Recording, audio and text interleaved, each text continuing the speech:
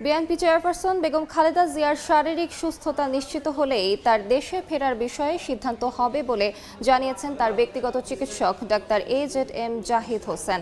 যুক্তরাজ্য যুব দলের উদ্যোগে আরাফাত রহমান কোকোর মৃত্যুবার্ষিকী উপলক্ষে দোয়া মাহফিলে অংশ নিয়ে সাংবাদিকদের তিনি এই কথা বলেন। ডাক্তার জাহিদ বলেন, বেগম জিয়ার শারীরিক সুস্থতা নিশ্চিত হলেই তার দেশে ফেরার বিষয়ে সিদ্ধান্ত নেওয়া হবে। এ সময় বিএনপির ভারপ্রাপ্ত চেয়ারম্যান তারেক রহমানও মায়ের সঙ্গে দেশে ফিরবেন কিনা প্রশ্নে তিনি সাংবাদিকদের বলেন, সার্বিক পরিস্থিতির ওপর নির্ভর করবে দুজনে একই সঙ্গে দেশে ফিরবেন কিনা।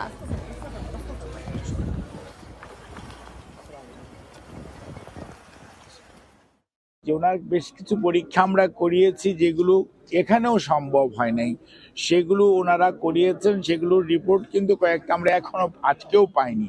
কাজে সেগুলো সব পাওয়ার পরবর্তীতেই সিদ্ধান্ত হবে যে উনি কত দ্রুততার সঙ্গে বাংলাদেশে ফেরত যাবেন। সব কিছু মিলিয়ে পরিস্থিতিই বলে দিবে কখন উনি ইনশাআল্লাহ ফেরত যাবেন। এবং আমরা খুবই আশাবাদী অতি দ্রুত জনাব তারেক রহমান, আমাদের ভারপ্রাপ্ত চেয়ারম্যান, বাংলাদেশ জাতীয়তাবাদী দল ইনশাআল্লাহ বাংলাদেশে ফেরত যাবেন।